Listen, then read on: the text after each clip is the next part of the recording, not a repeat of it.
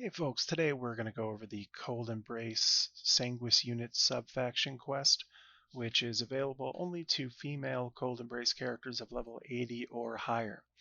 The Knights of Empirus, the other Cold Embrace subfaction, is available to both male and female characters. So we pick up this quest from Aranaya Inarius, who is in the Cold Embrace faction hub. There's a separate room for the Sanguis and for the Knights of Empirus. So the objective of the quest is really simple. We just need to visit Lord Gorethorn in the Cold Embrace unnamed city camp, which is conveniently called Gorethorn's camp, and just come home. That's it. We're picking up a crate of Alaric and Plague, but there's no actual item. We just talk to him. We get flagged that we have the crate. We go back to the faction hall and talk to Aranaya, and we are done. The catch is this camp is a raid camp that's highly defended, and at level 80, before you've even gotten any subfaction gear, you're going to have a real hard time doing any actual fighting in here, at least any major fighting. The main entrance is over here. There's a bridge, and there are a ton of mobs all facing the bridge entrance, so we pretty much have no chance going that way. So instead, we are on a sneaking mission. So to begin with, let me show you my admin settings here. So you see we do not have cloak mode on, we don't have god mode on. The only cheat I'm using is I set the clock to noon and froze the sky so that it won't get any darker, because as you'll see as we enter the camp, the lighting is artificially reduced to make this the dark, cold, scary camp, and it can be quite hard to see on video as well as hard to sneak around. So we're starting here at a landmark that a lot of players may be familiar with if you spent a good amount of time in the Cold Embrace, or sorry, in the Unnamed City, rather. This is a relic hunter camp on this little outcrop here in the south. And the reason I say to start here is we're trying to get to a ladder on this wall, but this hill is just covered in Scourge Reapers now, which will, especially, like I say, at level 80, will overwhelm you pretty quickly. So we want to avoid all that scariness, so come from this direction. And as soon as we get to the ladder, let's just head right up. Just climb this like you climb any wall. All the other walls in the AoC camps are flagged as unclimbable, so you have to specifically find a special spot like this to get up and over. So the left side, there's not really anything going on. You can hop off at a couple of these lower points here. You can kind of scramble over, but these steps are, where it's designed to go, and this whole section was designed basically to do this quest, so, we'll just follow its lead. So taking fall damage there is basically going to be unavoidable, but just bring some bandages or some food to heal it up. Ideally, we won't actually get into any scraps here, so it's hard to see in here, but these are frost hounds. You could try night vision, and that might give you a little better silhouette on some of this stuff, but it also makes a lot of this just impossible to see at a distance. So I don't think night vision is really going to do us much good here.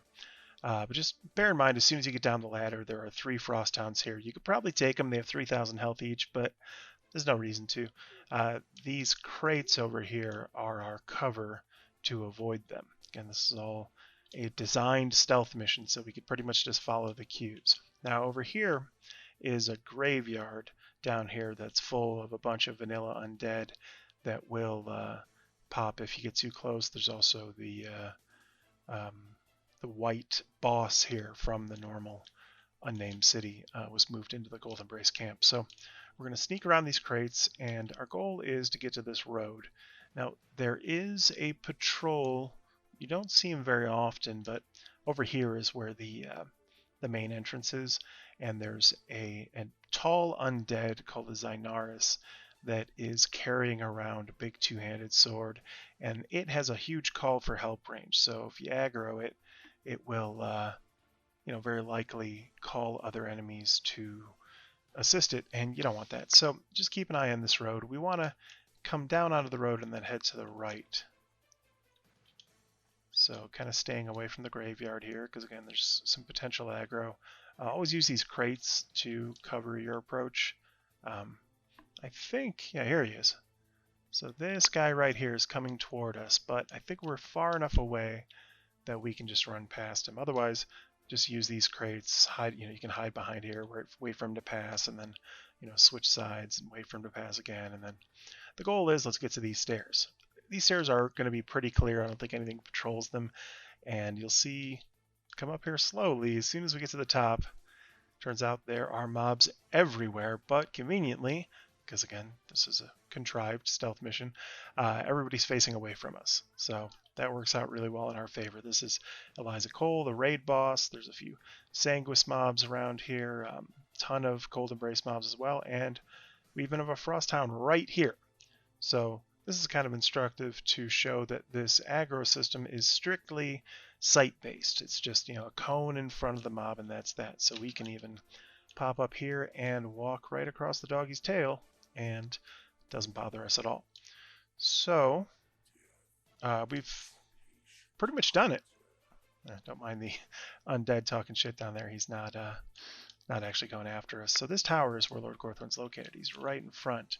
But if we come up to this crate, we'll see a sneaky lady right around the corner here. That's a Cold Embrace crafter spot. So we can go around this crate. And these glowing green bits here do give you Alaric and Plague if you stand too close to them. So watch out. We can see from her outfit that this is a dancer, but if we come a little closer, we can see who this is. And again, this is an aggressive mob. If I was standing in front of her, she'd be aggroing right now, but because it's strictly sight, they don't. So this is also a good spot to find a crafter spawn that you can engage on its own. There's no other mobs around here, so you can grab her and pull her back here and fight her on her own. And you'll be able to find, jewelers, blacksmiths, workers, etc. But here is our objective, Lord Gorethorn. You must be the one she sent. I am Lord Gorethorn, a forever servant of the Amarius family. You came just in time. I've finished the preparations needed. The Alarican will devour everything. Bring my precious Alarican to the mistress. I mean, her ladyship. Alrighty, well, I'm sure we're not going to be involved in some untold destruction as a result of this quest, but here we go. You've received a crate filled with bottles of Alaric and Plague. Take these back to Lady Aranaya. Reward is the Sanguis unit subfaction. So we click OK.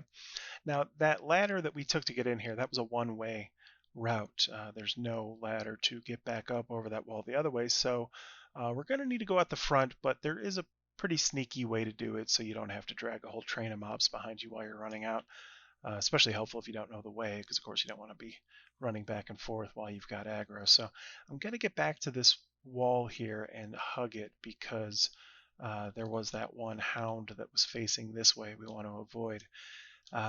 There's one bit of aggro here that's pretty tough to avoid. I don't really know the exact angle to use, but this here is Margoth, a plagued undead devil bear boss that's very difficult. And sometimes I've tried this route a couple times. Sometimes he picks you up, sometimes he doesn't. But essentially, we are just going to hug this wall and don't look back.